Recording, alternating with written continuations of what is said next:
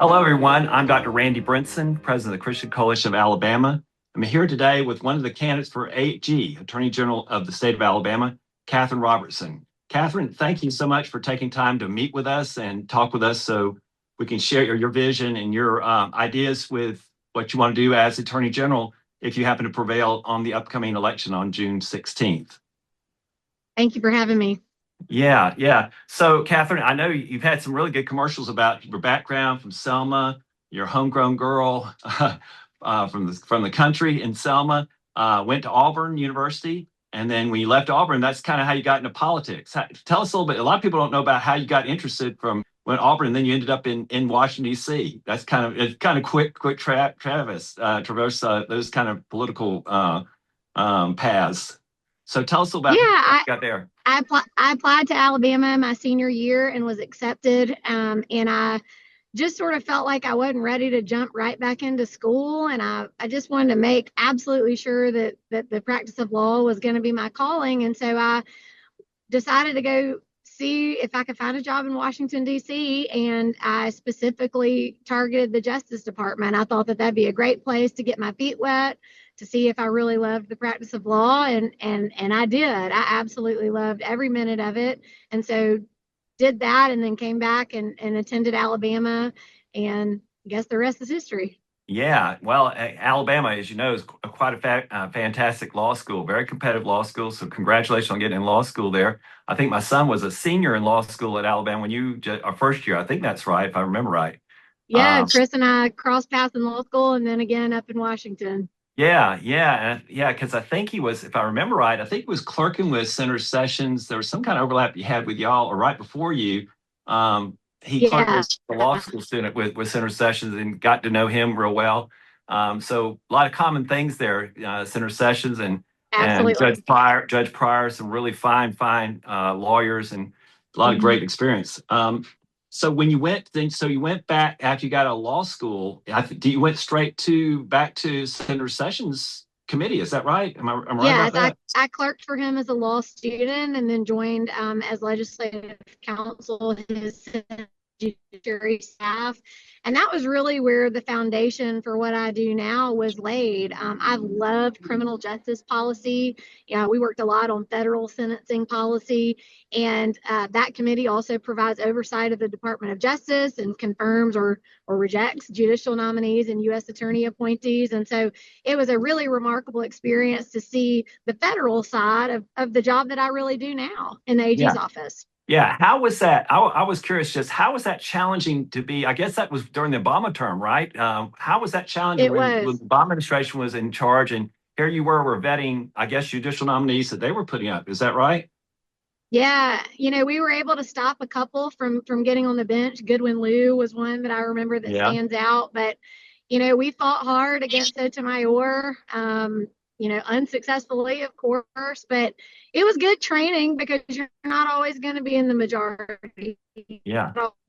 And that gets to have your picks. You got to learn how to fight. Now you had the opportunity after that to go work for API. You did that for almost 10 years, correct? No, I was only at API about 3.5 years.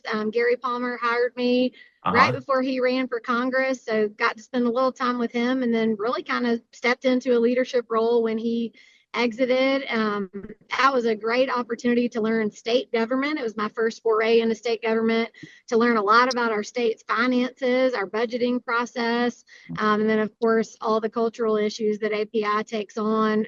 Was very active in the fight against gambling. And, even way back then, and, at the tail end of the Obama administration, that was really when the trans stuff started. Right around the time I started wrapping up at API, Obama had issued this rule through the Department of Education that was, threatening boys and girls bathrooms and all that. So feels like a long time ago now, but that was a pretty new issue back then.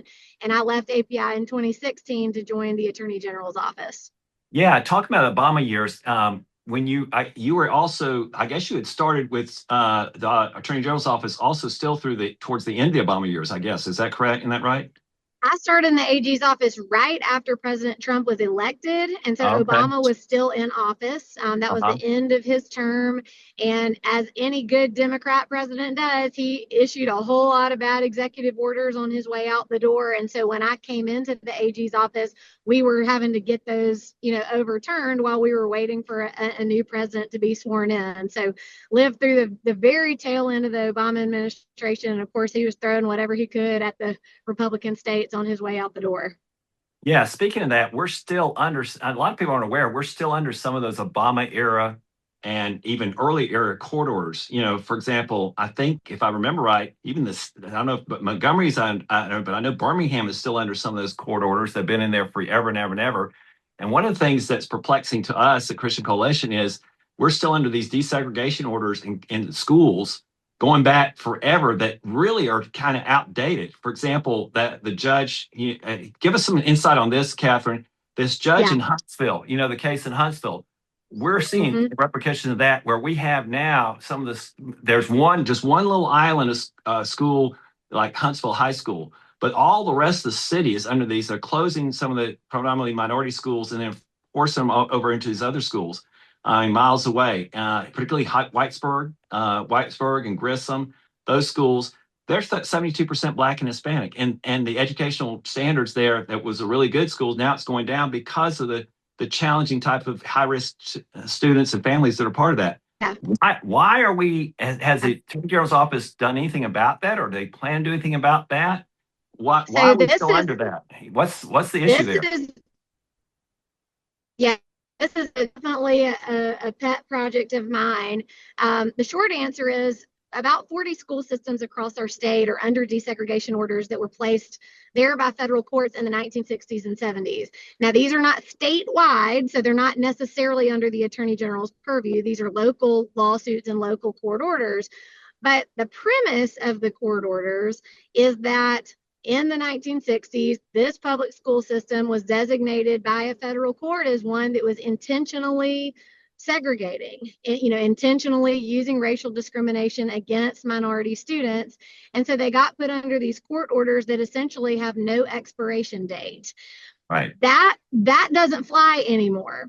And I wrote a piece for the Washington Post a couple of months ago where I said, states like ours are going to be watching this Calais decision, because if Calais comes out the way that I thought that it would, and it did, the court is going to have something to say about treating states like ours like we have not evolved past the 1960s. And so I actually think, anything about federal court litigation is all about timing. And especially when the U.S. Justice Department is involved, it's all about timing. And so right now, we have a prime opportunity. You notice that the Justice Department came in for Alabama in the redistricting case. They filed a brief in our favor because they don't believe in that stuff. They don't believe in treating Alabama like we haven't moved past the dark days. And so we're going to have an opportunity right now, between now and the time that President Trump leaves office, to expand this win in Calais to states like ours that have other federal lawsuits that are really through the same bad lens. Right. That the redistricting case was. And so I'm really excited about it. I have, ever since I wrote the piece for the Washington Post, I've been out talking to school boards and superintendents about getting together and letting the Attorney General represent them and go to DOJ and start trying to work out a resolution to this quickly. Well, that's good to know. That's really good to know and refreshing. Thank you so much, Katherine, for that explanation. So, but segueing on that, on the redistricting thing, one of the things that a lot of people brought some things up with, and there's a lot of confusion. I think you might have heard Chris Pringle was talking about this last week about he felt like that the Attorney General's office and the Solicitor General didn't do us a favor initially in 2023 when we lost that redistricting case. And if it hadn't been for the Louisiana case, we would still be under these crazy mandates for some of the redistricting that disenfranchises most Alabama voters. Could you kind of speak to that? Because Chris was pretty hot about that, about that, felt like that we didn't argue it right. And Kavanaugh and Alito said the same thing. So, I mean, what do you say back to that as far as that particular critique? Well, there was some disagreement between the House and the Senate back then on the maps, and I don't really feel the need to relitigate that. I think that the win that we have just delivered for our state is a historic one. It's Uh-huh. going to lead to decades of wins for the state of Alabama. We were always playing the long game in that case. We knew that we were probably going to lose some battles, but that we were ultimately going to win the war. And we felt like, from a litigation strategy standpoint, it was necessary to lose some of those battles, but maintain our arguments. And that's what we did. And those arguments ended up winning the day the Right. other day at the U.S. Supreme Court. And so I think it's a time for us to all come together to celebrate a big piece of our state sovereignty being given back to the people where it belongs. And frankly, I'm not done with this. I want to see a 7-0 map. I wish the legislature would come into session tomorrow and go ahead and pass it so that it's in place for next time, because Right. I think we have been given a gift here and we need to run with it as far as we can take it. That's good. Let me ask you another question. A couple of things that came up, particularly that we were concerned about, like the IVF issue. I know early in the campaign, there was a question about IVF, and about the difference to how your approach to, say, Justice Mitchell's approach was and his ruling on IVF. And the Yeah. thing I've always thought this is strange, at least from a medical point of view as a doctor, is that IVF is a great tool and great technology to use, but there needs to be guardrails, kind of like what AI, and I talked about AI, and I never understood why there has to be all or none. You know what I'm saying? Because a lot of people are arguing for AI. There's, for example, laws in Europe. I just came back from Europe and talked to some people over there. They have AI since 1989 with strict restriction of how many embryos you use. But UAB and some of these other people don't want any restrictions at all. And then that leads you to a slippery slope about embryos being used for fetal tissue use and things like that. And I think that was the whole concern about the Supreme Court initially ruling about the personhood of the embryos. Could you Mhm. address that? Because that became a contentious issue early on when you and Justice Mitchell were discussing this. Yeah, well, for me, it policy issues belong with the policy making arm of our government. That's just how I feel about it. There does need to be a debate about these things. This is what the legislature exists for, is to debate these kinds of issues. And I think we have been harmed as the conservative legal movement, and particularly the pro-life movement, if we try to skip that step. And so I believe that that's an issue that needs to be addressed by policymakers with an informed debate where everybody feels heard. And then, we have a law, and that's the law that we go with. So I think that's probably the difference in opinion there. Okay. Okay. Good enough. And then the other thing I want to ask you about, also right now, we have a big case right now. I know you may be following here in Montgomery, where I live, and where I used to practice. Jackson Hospital is under bankruptcy. And recently now it's been uncovered that as much as almost $900 million of money that was allocated to Jackson Hospital has gone missing. They can't account for. And so there's this debate about, well, is it because they didn't reimbursed adequately? Or did they not get enough support from local funding? Or was it mismanagement? I kind of fall on the side of, from what I know, is a lot of corruption. And I don't know, I have not seen a lot of action. Maybe it's just because I'm not aware of it on healthcare fraud and some of this thing, and particularly what happened to Jackson Hospital. This is amazing. If this bankruptcy may be the largest ever in history of Alabama. Have you had any insight, or have you had anybody reach out to the Attorney General's office where you work on this particular case? So because I'm chief of staff in the office right now, I'm really not able to discuss the possibility of investigations or what we may or may Okay. not be looking into. All I can tell you is this. I can tell you just from being on the job in generalities, there's criminal mismanagement that's known as corruption. And then we'll see which bucket this one ends up in. But I can tell you that, for our part, as far as healthcare fraud goes, we have a narrow piece of the pie called our Medicaid fraud control unit. It is a federal state partnership unit within the Attorney General's office. And so we do look at provider fraud. I don't think Alabama as a whole is going to ever see anything like what you see out of Minnesota, because our Medicaid program is very restricted. But we are always on the hunt for folks that are abusing our government funding like that. And we have a unit specifically dedicated to that. Well, that's good to know. Yeah, because the administrator that was at Jackson Hospital, Kim Paxson, who's a good friend of mine, he prosecuted that hospital and found they were charging 10 times. This is the state of Texas, which has a lot of resources. 10 times the amount they should have been. And then this guy jumps ship from there, and they prosecute that hospital. He ends up as the CEO of Jackson Hospital. So he has kind of a track record of doing some of this nefarious stuff everywhere he's been. So I'm glad that you're all on that, Catherine. That's very reassuring. Yeah. One last thing, I know you've got a lot of things going on. I wanted to share this one thing because this has been particularly central to some of the communities, particularly the Muslim and the Jewish community, about some of the language just in general that's been going on in the debate about, and you spoke to this issue about reaching out to everybody and some of this rhetorical stuff that's going on in that area. That's been very disconcerting for us as Christians. But then what I was kind of surprised is that then you also condemned Mr. Mitchell for helping some of these dissidents that were in Uzbekistan, which I know that country very well too. And that particular dissident was very pro-American, pro-democracy. And that's been kind of the whole problem with that area. So how do you balance those things out, Catherine, between critique of what Mr. Mitchell was doing as far as a democracy person, and then also the rhetoric that we see sometimes that may be offensive to some of the Muslim community, for example, in our state? Yeah, well, the point of my response was that he put, $2.5 million behind an ad that, was pretty anti-Muslim. And then to find out he had been a foreign agent for a Muslim oligarch just seemed a little hypocritical. I'm not criticizing that. I'm simply pointing out the hypocrisy of it. You have not seen my campaign use that kind of rhetoric. I am a believer, and I don't feel the need to wag my finger at anybody else's religion on the campaign trail. Has really nothing to do with the Attorney General's office, to be totally honest. We actually are there to fight for everybody's First Amendment rights, everybody's Second Amendment rights, everybody's property rights. And so we certainly are going to have disagreements when it comes to religion. But that's not what the Attorney General's race is about, and it's not the debate that I'm having. I am running on 10 years of experience in that office and a lifelong track record of being in the conservative legal movement.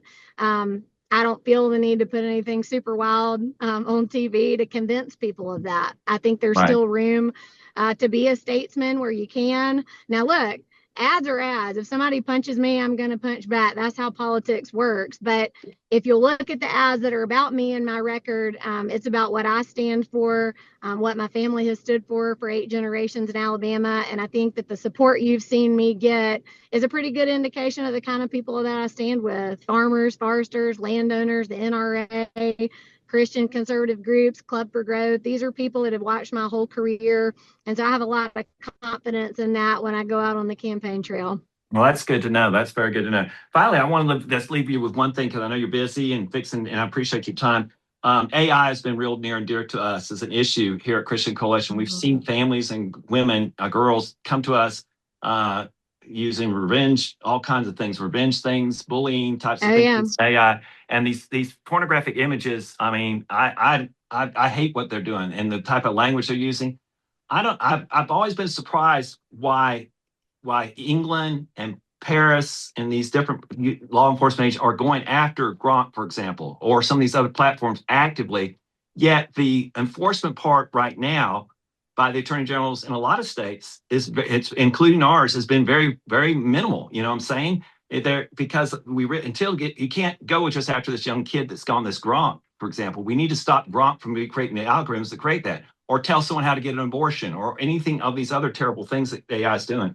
So are there things that we aren't aware of the Attorney General is doing, or do you think we need to do more? Or what is the solution to this? What's your solution to this, Catherine?